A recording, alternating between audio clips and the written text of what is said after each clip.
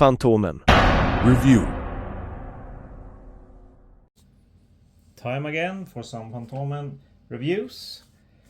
Starting off with issue 4 of 2024 with this cool cover by Luca Erbetta. I think he used a different style than he usually does. It's like really sharp lines in the faces and so. Love the coloring. I'm no expert though, maybe this is his usual style, but yeah, I think it looks a bit different. The main Phantom story of this one is The Message, Team Fantomen classic with the origin of the good mark. And I was always a bit confused with this one when growing up, because now I'm doing spoilers here in the end, but yeah. So when the jungle patrol, they jump on this chandelier and it clearly has the good mark type, but then he presents it as the four sabers, and that's the new design. But it's I'm a bit unsure, but maybe that's just me. Then we have a shorter through story.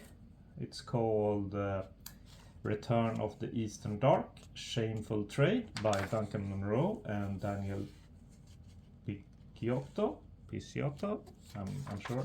Yeah, the first story was by Norman Walker and Kari Leppänen. Yeah, I mean the art in both of these stories are great, but very different styles, as you can see. And it's short but sweet, as they say. That's issue 4. Then we have issue 5, cover by Henrik Sahlström.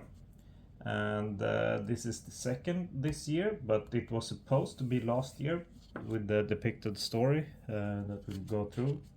But as Andreas says here, it was planned for last year, but there was some issues, so the deadline for that issue was not met, so we'll have it now instead. So it doesn't have an English title yet, but if you translate the Swedish one, it would be something like Broken Tusk, and that's this elephant. It's called Broken Tusk because he has a tusk that's broken. Yep. And art by Anthony Spay and Brian Atkins, and story by David Bishop. An elephant never forgets, as the old saying goes, and this elephant does not forget the humans that wronged him. The Phantom is mostly on damage control and tries to warn the spoiled people that lived in this gated community, but they will not listen to him, and that's basically the story. I as I said before, I really love the art, and it looks like it's a light story, and I enjoy it. And then it is the side story of The Poisoner with a new album, Guts. This series has really taken the top spot for me of the side comics in Fantomen. It's amazing, and I can't really wait until I get to read more of it. But I don't have to wait that long, since here is issues 6 and 7 that has the concluding part of that album. It also has this amazing cover by Henrik Sahlström, and this is the third cover this year, and so it looks like he's back from the hiatus, since we didn't have covers from him all of last year, I think. And I think we're all happy for that. I mean, this would look great on a poster, wouldn't it? And besides getting the conclusion of The Poisoner, we get Phantom's End by Tony DePaul, Mike Manley, and Scott Cohn. So another part of this 21st Phantom life.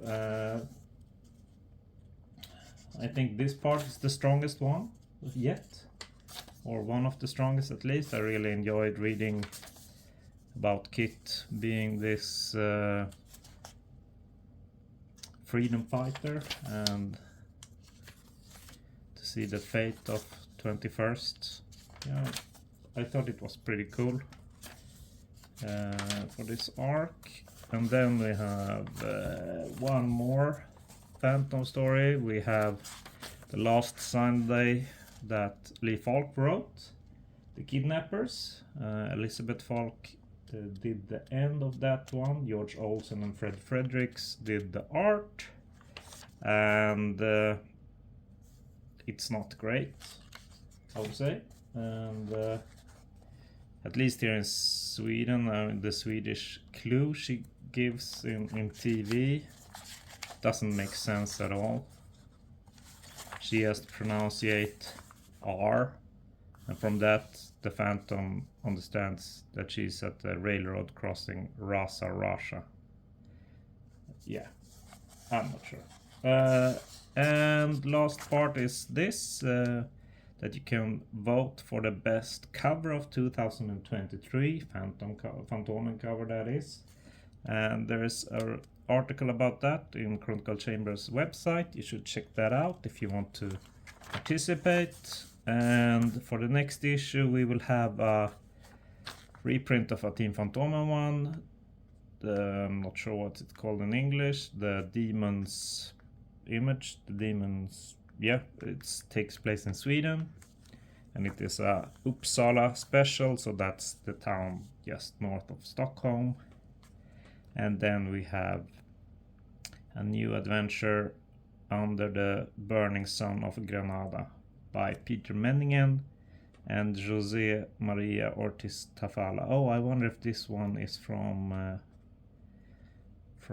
the Great Britain comic Lightning Strikes. I'm not sure about that. Yeah, but let's see. It's not that far until 4th of April. So thank you for listening and happy Phantoming.